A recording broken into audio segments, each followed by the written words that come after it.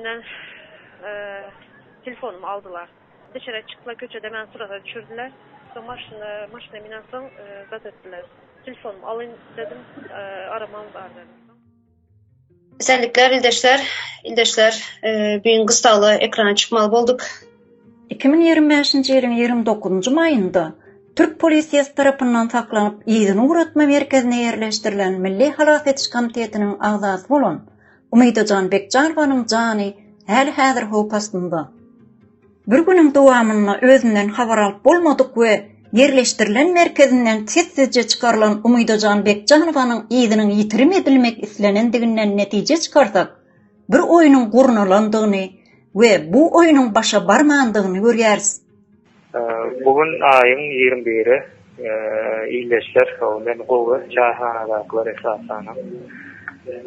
Elbetde gaýryp durma düşünşüm boýunça tez wagtdan çykýan ýalym şeýlere sırdatlara diýýärler. Edil şunyň ýaly ýagdaýyň öňgörüşi geçen ýyl Gurban baýramynda bolup geçdi.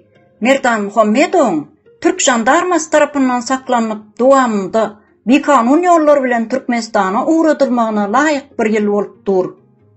Kardeşimiz Kemine ýa-da Merdan Muhammedowyň ykbaly bilen baglanyşykly.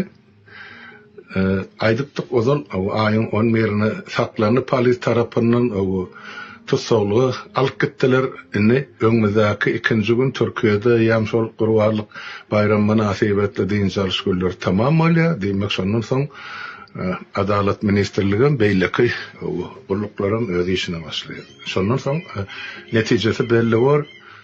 2024-nji ýylda Merdan Muhammedow hem bir hepde dowam edýän Gurban bayramçylygyna gawatlap saklanylyp, izni uğratma merkezine ýerleşdirilipdi.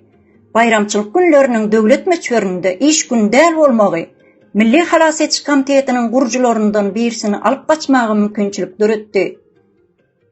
Türkmenistanyň bikanun hökümeti Merdan Muhammedow wakasy bilen baglanyşykly şu neçelini hiç bir açyklamada bilinmediler. Umydyjan Bekjanowanyň hem bayram günlerine gawatlanyp saklanmagy hem senariýanyň gaýtalanýandygyny görkezýär. Öňümizde günleriň bir hepdesi Gurban bayramynyň dowam etmegi bilen Umydyjan Bekjanowanyň janyna howp aganmak mümkinçiligini hasda artdyrýar. Şeýlelikde Türkmenistanyň terror rejimi halkyň erkinligine gidýän ýolunyň öňüne böget bolmagyny sistematik şekilde dowam edýär. Dünýäniň insan hukuk goraýjylary, dünýä neşriýatlary we blogerler şeýle hem Milli Halas etiş komiteti Umydyjany uly alad edýär.